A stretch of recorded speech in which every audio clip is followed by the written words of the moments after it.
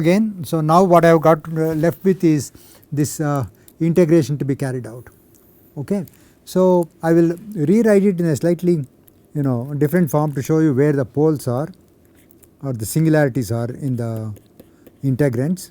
So I can write it as 1 upon 2I times integral minus infinity to infinity kappa e to the I kappa divided by kappa plus sigma into kappa minus sigma minus integral minus infinity to infinity kappa times e to the minus I kappa divided by kappa minus sigma or plus sigma into kappa minus sigma dk d kappa on both the sides. So now if I want to do a contour integration of this one, what I have to do is I have to go to the complex K plane or complex kappa plane and choose the contour such that this exponent is going to vanish in the limit kappa tending to infinity. So that is possible for this one if we integrate over the upper half plane, because in the upper half plane kappa is positive. So the imaginary part is I kappa and I kappa into kappa will give me minus k. So that is going to vanish, whereas for this one we will have to do the opposite, that is we will have to take the contour in the lower half plane of the argand plane of the kappa variable. So if I look at it, I will have the following, that is for integral 1 I will have the poles at minus sigma and plus sigma. Okay. So if I want to do the first integration, then I will go over the positive ik part so that the integral converges. So I will go in this and I will leave out, because minus sigma means that the imaginary part will be negative, so it will be below the plane, and plus sigma it will be above the plane. So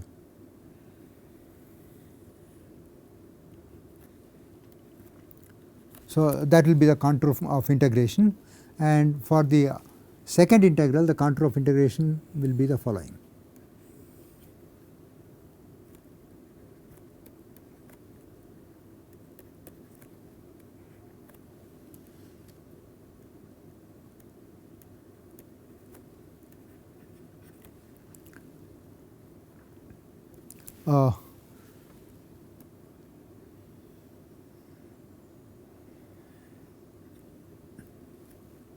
And the pole here is above, so it goes this way, and the pole here is included, so it goes this way. So that is how the integration takes place, that is the contour, and we have to calculate the residue for first integration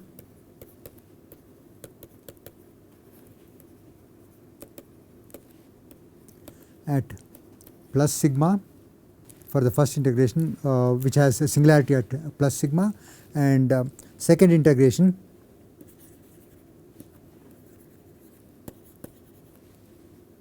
plus sigma singularity.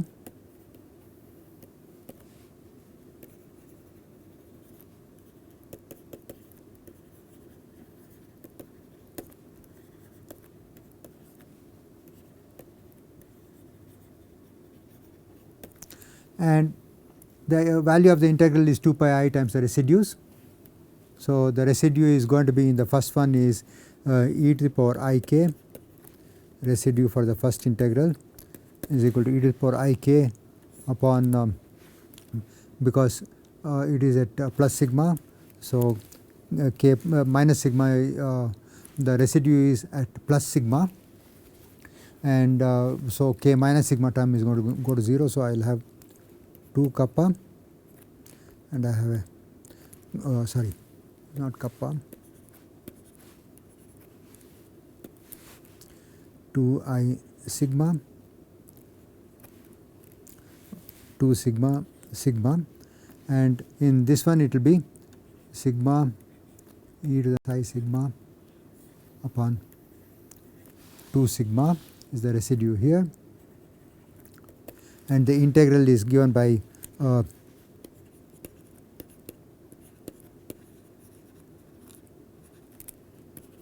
is 2 pi I times residue. So, what we would get is that first integral is just pi I times e to the power I sigma, and second integral this is minus, okay. So, is minus pi I times e to the I sigma, because the residue has a negative sign there, which I missed. So, the total integral is going to be the following: 1 by 4 pi squared rho 1 by 4 pi squared rho into 1 upon 2 I into pi I e to the I sigma minus plus pi I e to the I sigma, that is equal to 1 upon 4 pi e to the I sigma by rho, and this is equal to 1 upon 4 pi e to the I k rho upon rho. Rho is r minus r prime. So, the Green's function we got for the operator is g of r comma r prime at E is nothing but 1 upon 4 pi e to the I k r minus r prime divided by r minus r prime.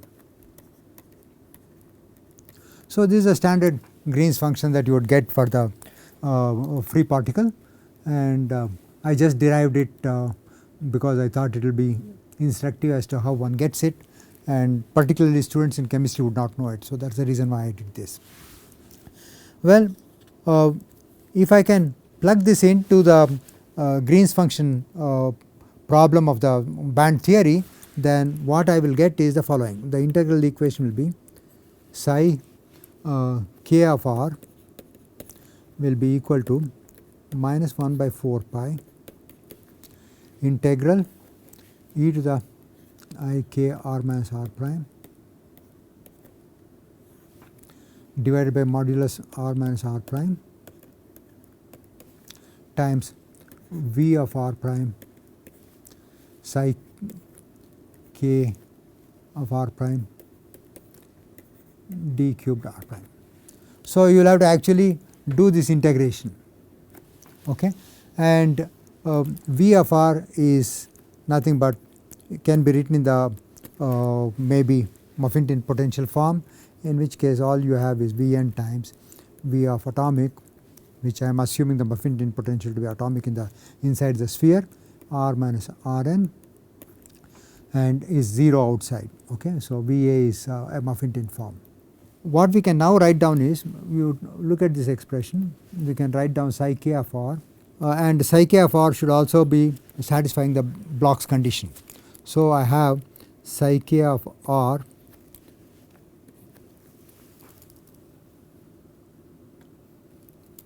this is psi k of r prime, okay.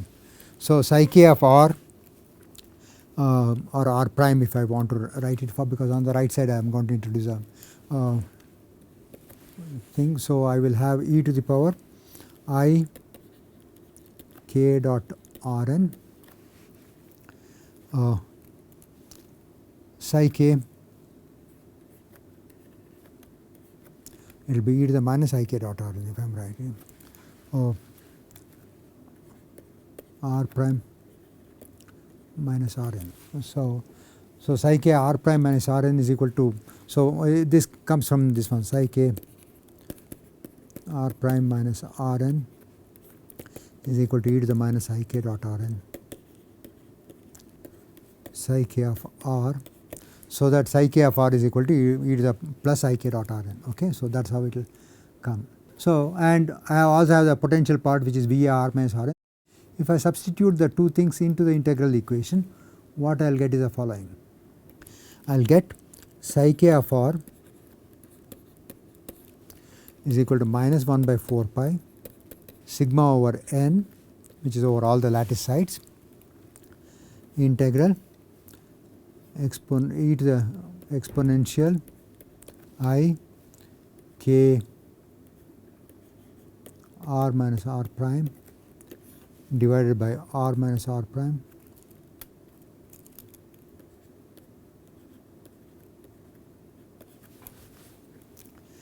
e to the I k dot r n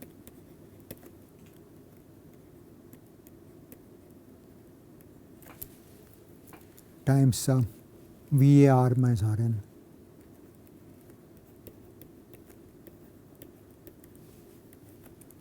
times psi k, which is V a r prime minus r n times psi k r prime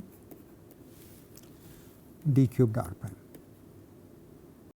And I will change the variable to r double prime is equal to r prime minus r n. Okay.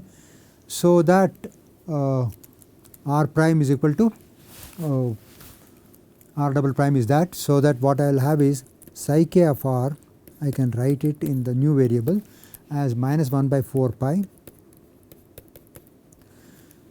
integral, let me call it different kind of an expression, g k comma kappa comma r minus r prime, because it has to depend upon the energy, the Green's function.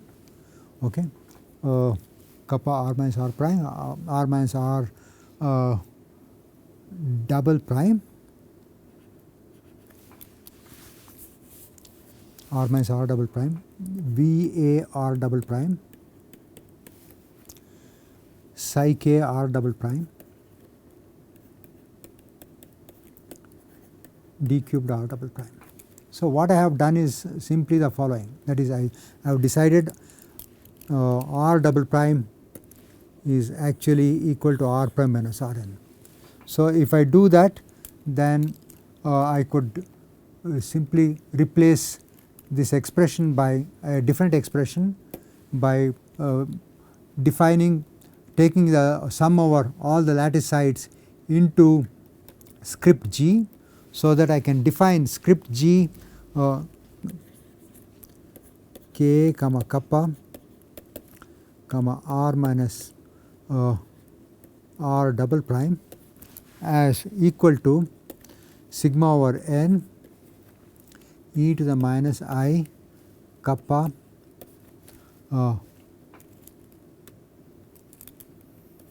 r minus r double prime plus r n divided by r minus r double prime plus r n. This is the usual trick that one does, is shifting the origin so that the integration is over a single center, and you have just taken out the Green's function, you have absorbed r n into the Green's function part. So all that I have done is I have taken e to the power I k dot r n there, and once I take the e to the power I k dot r n, then I will have the Green's function part will be this one, and r minus r prime will become r minus r prime plus r double r double prime plus r n, and V r minus r prime n will become r double prime, and so you will have the expression. You could do it more carefully, and it's this has been done in this book J. M. Zeeman, Principles of the Theory of Solids.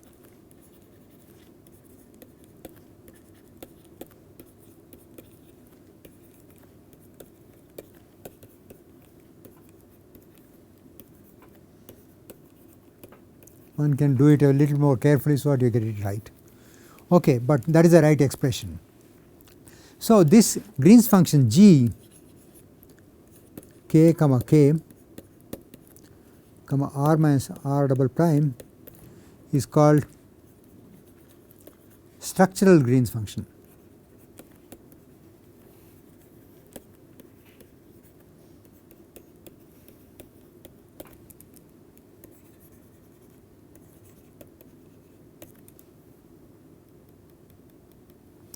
is called structural Green's function, because you are summing over this Green function, Green's function over all the lattice sides, and this can be evaluated and tabulated. It has been evaluated and tabulated. G has been tabulated for all necessary k's in the Brillouin zone, all necessary k values, and energies for different lattices.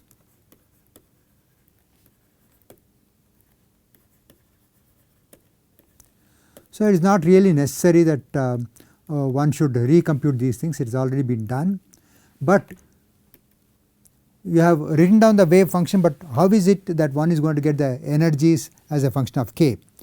So, to do this, this Green's function way of doing it, the way it has been done in terms of this integral, is a very solving this integral equation is a really difficult thing.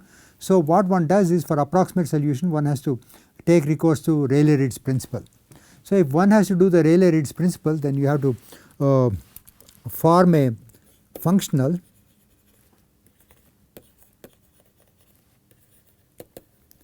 let me call it lambda, such that the function that minimizes lambda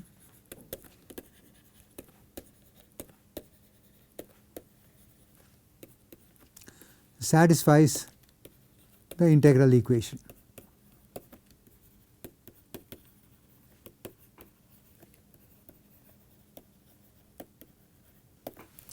This is exactly the same thing we did in terms of solving the Schrodinger equation, because all you did was you had a differential equation, you avoided solving the differential equation, and then you created a functional which was the energy functional, and you minimize the energy functional such that the function which minimizes the energy functional is the eigenstate of the problem.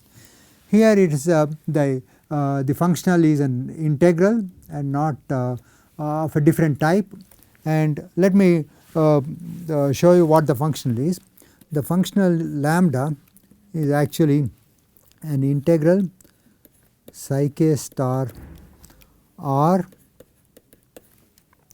v of r psi k of r d cubed r plus 1 upon 4 pi double integral psi k star r V A of r g of k, let me take the structural Green's function itself, g of k comma kappa comma r minus r prime times V A r double prime psi k r double prime d cubed r double prime. Okay, d cubed r double prime. So, there are actually it is a double integral. The first variation delta lambda is obtained by varying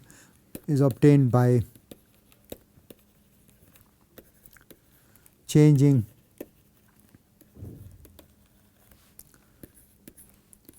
psi k star to psi k star plus delta psi k star, and the difference between the expectation value of and lambda psi k star plus delta psi k star minus lambda psi k star, that will be delta lambda.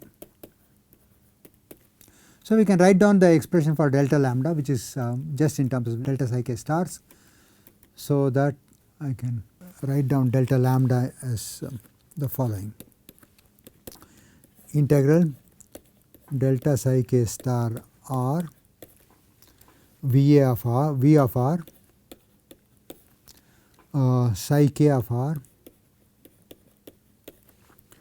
minus 1 by 4 pi is actually plus 1 by 4 pi double integral delta psi k star of r v of r g kappa k r minus r prime via r double prime psi k r double prime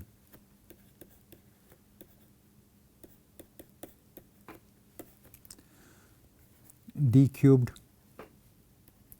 r double prime d cubed r. So, this is a d cubed r here also.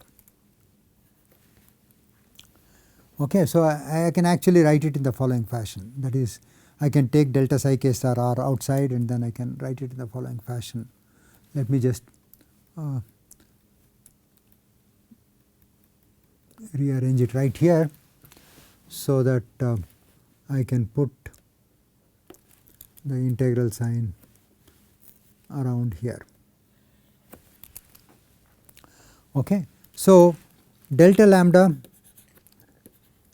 is 0 for any arbitrary variation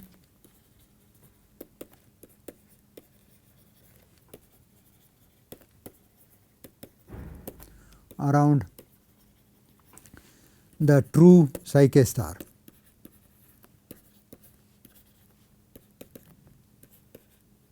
Okay. So, which means that these integrals must be 0.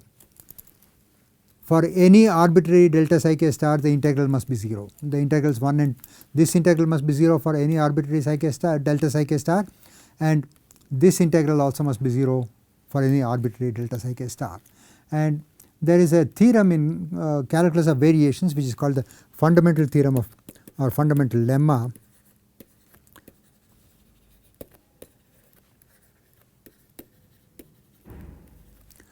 of the calculus of variation,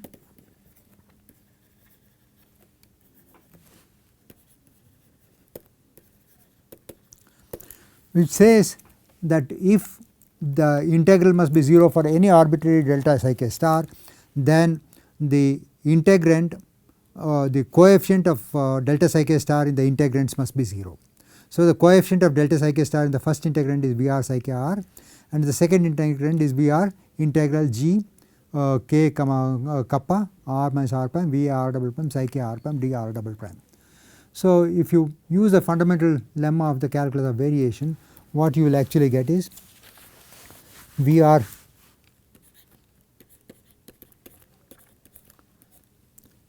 psi k r is equal to minus 1 by 4 pi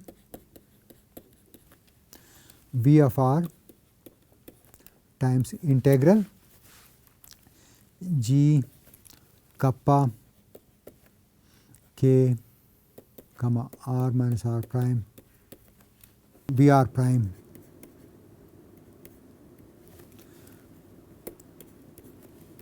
psi k r prime d cubed r prime, and you see that the V r's will cancel, and what you will get is the integral equation for psi k of r. So, the variation of the quantity lambda will in principle give you the variation of this capital lambda should indeed give you the solution corresponding to the Green's function formulation of the problem. So, how does one do the calculations? So, it is quite simple. What we will do is the following, that is, we assume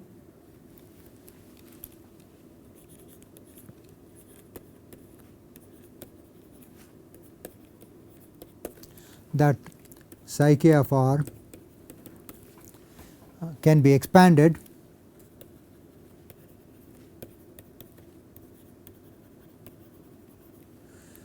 in spherical harmonics.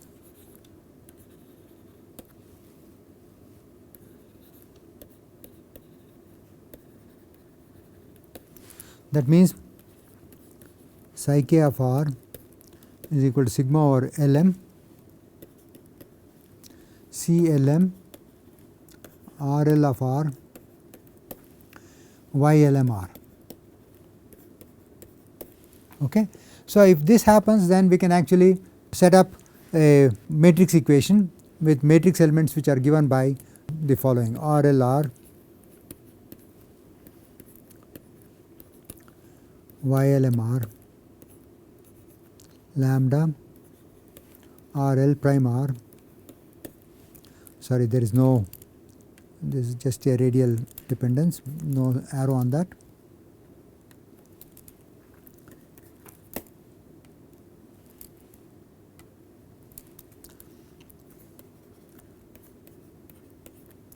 L prime M prime R.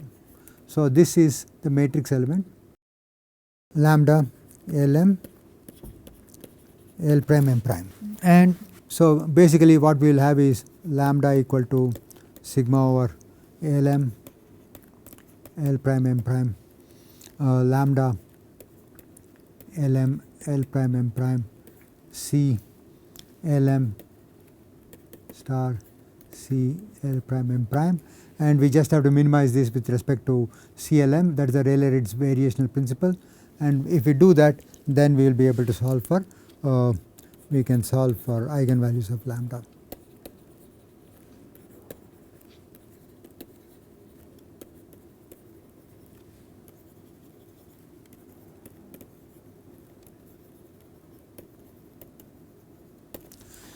Okay. The point is that the point to note is that the basis is expanded in terms of spherical harmonics.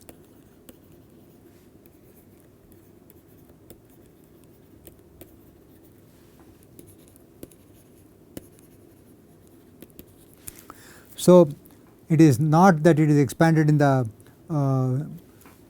this thing in plane waves which have reciprocal lattice translation vectors as the k values, but instead we are actually expanding it in spherical harmonics basis.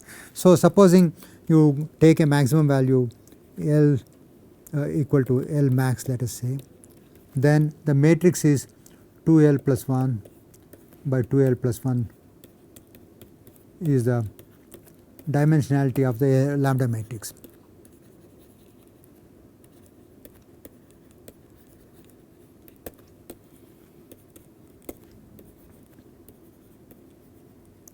So, it is basically you can go up to L max equal to something like maybe 4 or 5, in which case your matrices are rather small, unlike in the APW method where you may have to go to plane waves in the reciprocal lattice translation vector plane waves up to about 100 or more reciprocal lattice vectors. So, that is going to be a problem. That means that you are going to be solving a larger matrix equation in the APW method compared to the Green's function method. And we always assume a Muffington form of the potential even here.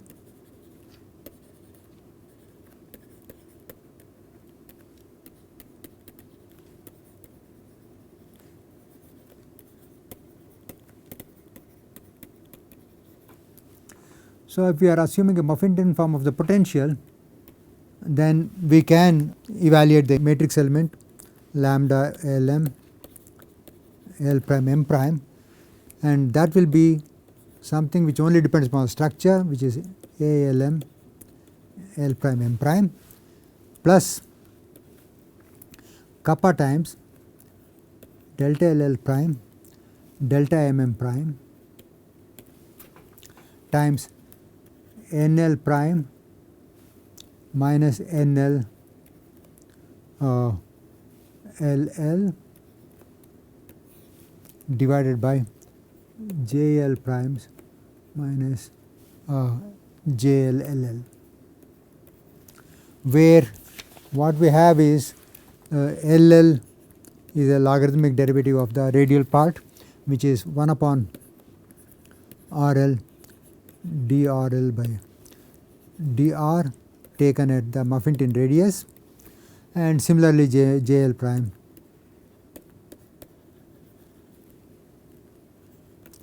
JL prime is equal to DJL K of R by dr at r equal to rs, and NL which is the spherical Bessel function of the second kind,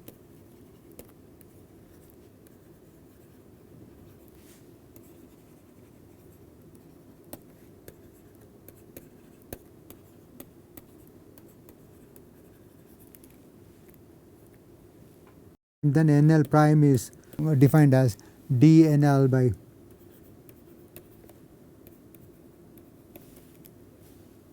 dr at the Muffington sphere radius. The form of the matrix elements were given by Kohn and Rostacker.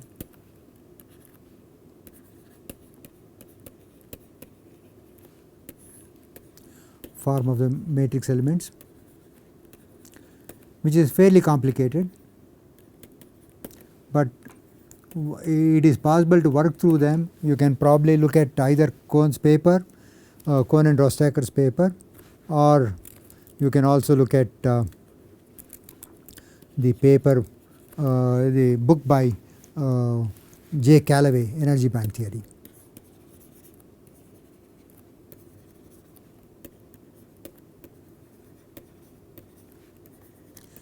So it also sketches how you can actually obtain the matrix elements. ALM L prime M prime involves structural Green's function.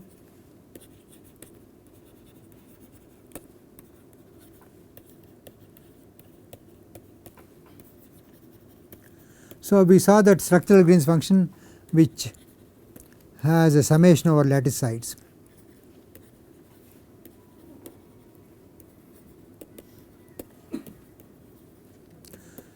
You had e to the I kappa r minus r prime minus RL Rn divided by r minus r prime minus Rn. So this summation is over all the lattice points. Okay. So this can be done, this summation can be carried out using an Ewald summation.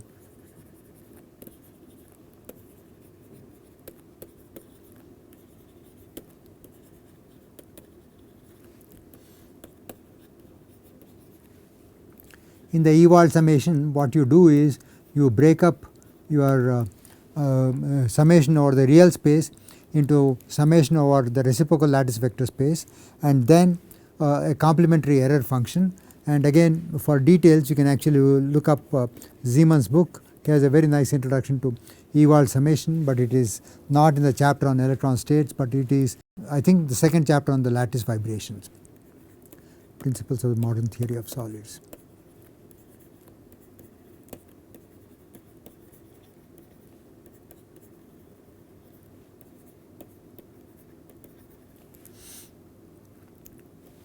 And what are the other points that one can make out? So what we are doing is the difference between APW and Green's function methods is that here inside the sphere we expand wave functions in spherical harmonics.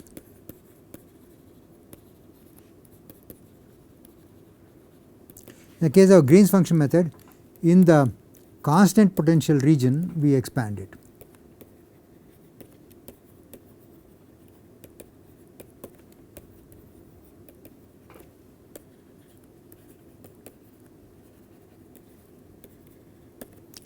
Expand the function e to the I k dot r actually in spherical harmonics.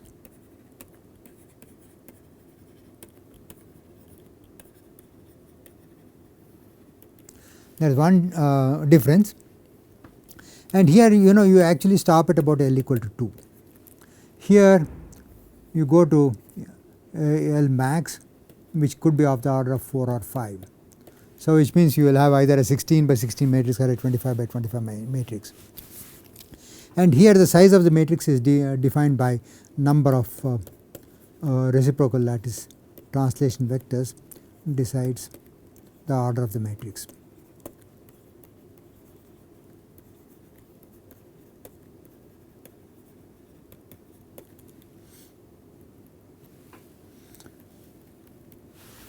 And one satisfying aspect of the whole thing is that some people did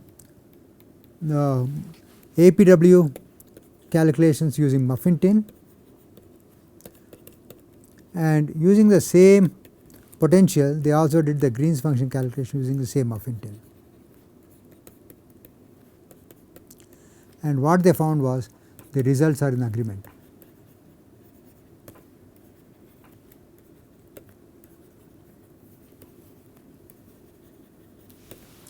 But it so happens that nowadays people are using density functional based approach and within the linearized APW formulation, and that has become the standard technique for calculating the energy bands.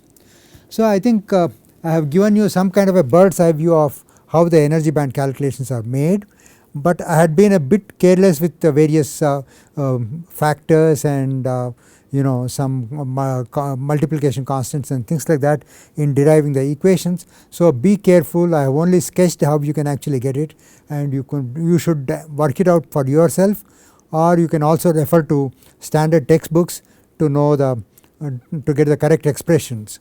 So with this caveat, I am going to be completing this energy band calculation part of the electrons in solids section, and we will discuss in the next lecture some things about Fermi surfaces and how one can determine the Fermi surface, and afterwards we will also go into some impurity problems and some semiconductor related topics. So for now I will stop here, and thank you very much.